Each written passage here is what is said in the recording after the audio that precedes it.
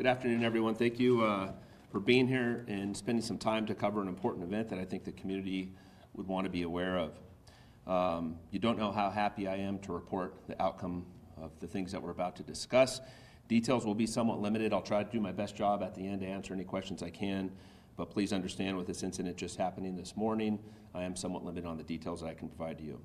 So I'm here today to discuss an incident that happened at the Legacy Traditional School East, located at 9290 East Golf Links Road at approximately 9 a.m. That's located within Operations Division East, here within our police department.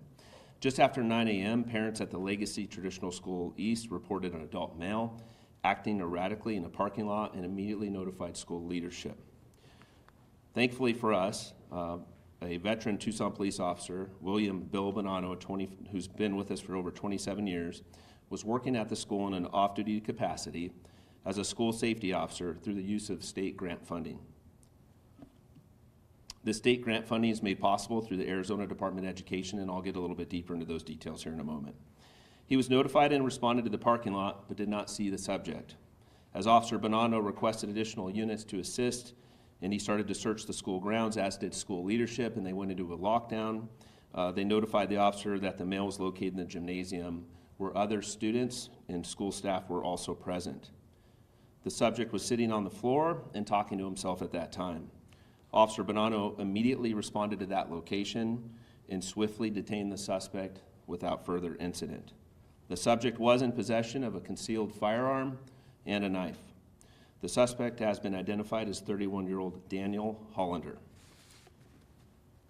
I want to extend my deep gratitude to the parents and the staff and all the responding officers for their prompt and effective response.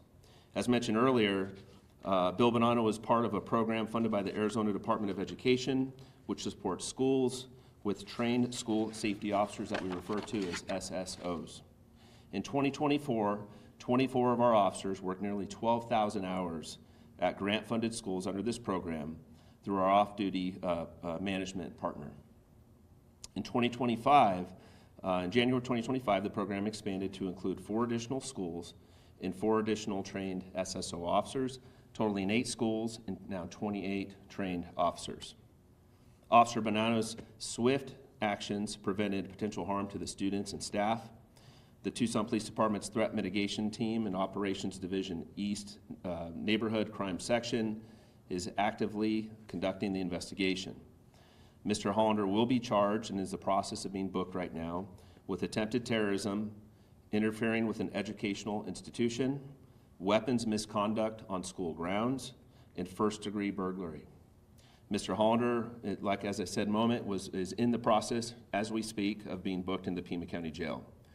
The preliminary investigation has indicated that Mr. Hollander was utilizing narcotics for several days and that he admitted that he went to the school to cause harm to the children.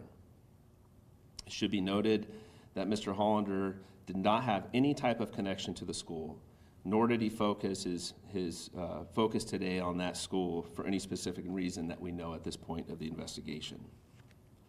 I want to cover for a moment just the importance of having officers embedded within our schools and our community.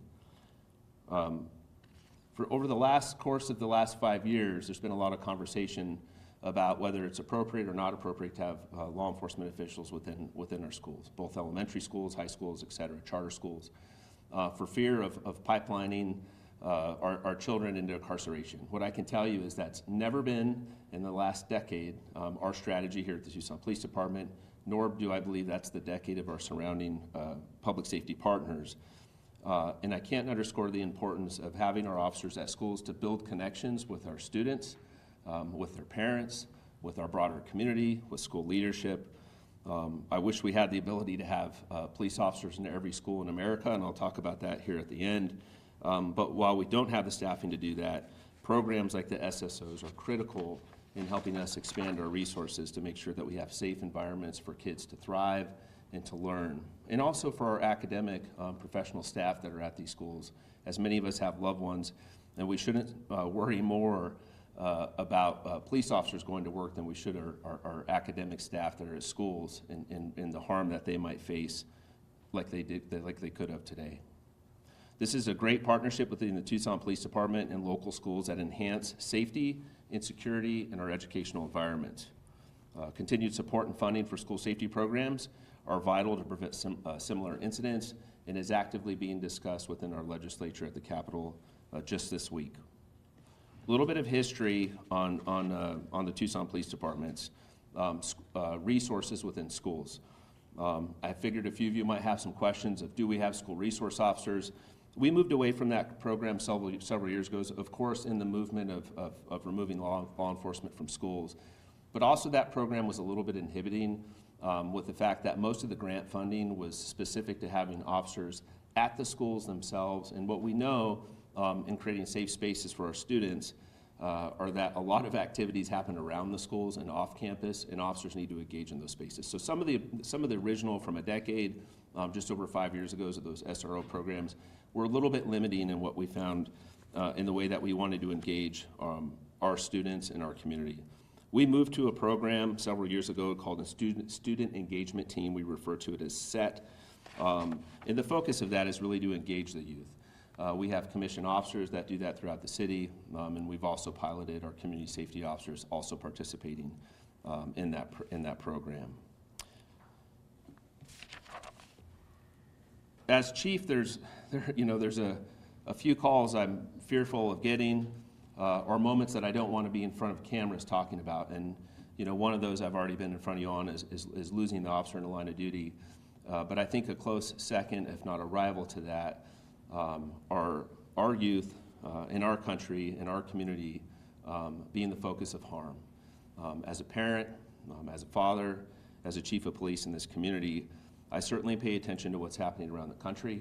There were over 80 shootings at school last year in 2024. 56 of those were on K through 12 schools.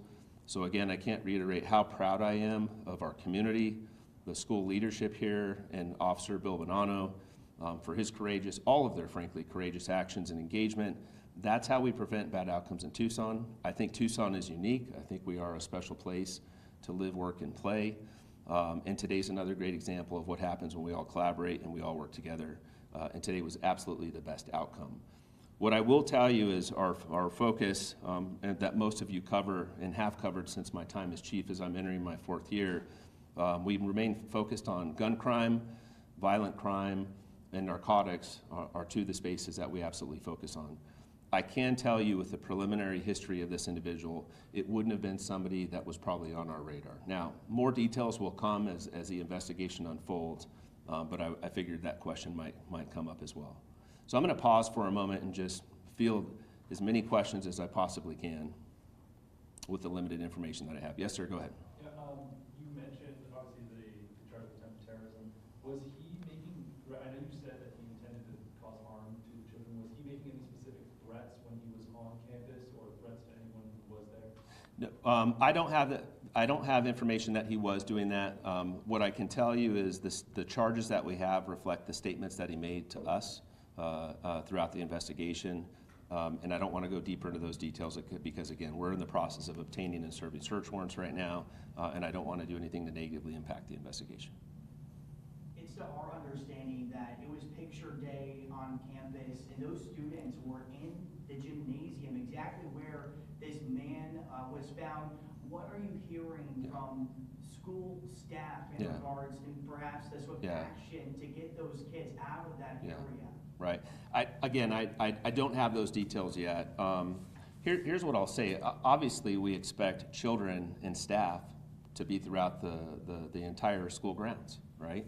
There'll be more details to come. I certainly don't want to speak with school leadership. They have their hands full right now, making sure that they get their notifications out to their students and the parents, and that frankly, folks feel safe to bring their kids back to school tomorrow, which I hope that they do. I hope that all of our schools are filled tomorrow. There's no indication that there's any kind of correlation. This was one person who I think what we're likely going to find out has a substance misuse disorder. There might be some mental health issues on board. Those are absolutely no excuse to be using narcotics to the point where you go onto a school armed to create harm with our students, one of the most precious resources that we have in our community. So more details will come, but I think, you know, to your question, you know, how much do we fortify schools? You know, do we want schools to look like prisons? I think the answer is no. You know, so it's all but impossible to keep folks from entering a school grounds unless you want it to look like the Pima County Jail, which I don't think we do. I think this was the best case where we have an officer or an off-duty officer resource. So thank you again for the state program that's in funding and investing in our community. You had the absolute best prevention of bad outcomes at schools are engaged parents and engaged staff. We have just under 1,200 dedicated professional staff and commission resources at this department. And we have a population of 500,000 to keep safe, over 250 square miles, and we can't do it alone. I have just under 600 commission resources that work in a patrol capacity, so we need the community's help. This was best case today. I mean, what I would say is best case is that my call to action in this community, and I also have lived experiences with loved ones that struggle with mental health and substance misuse disorders, is they don't have to have a history of violence for you to be concerned. If they are using narcotics or they have mental health disorders, there are resources that can help them. You can call our 911 center. We have mental health clinicians that triage those calls for service in 911. Don't wait for there to be an incident like today to recognize that your family member's not okay.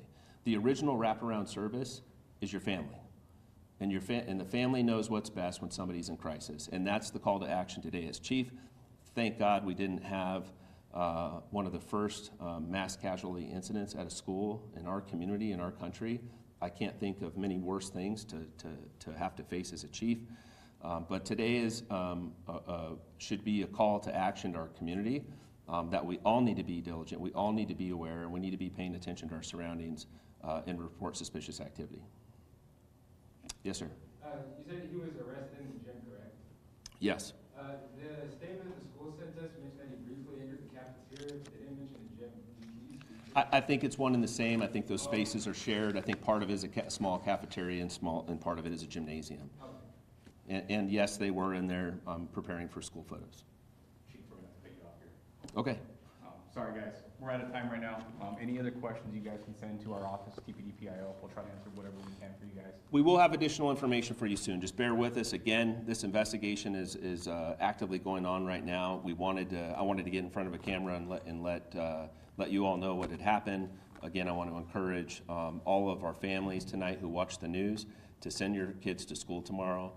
That is the best resistance we can have is you know, any kind of fear. We will be out there, we will be diligent, and these are safe spaces for your kids to go. So thank you for covering the story.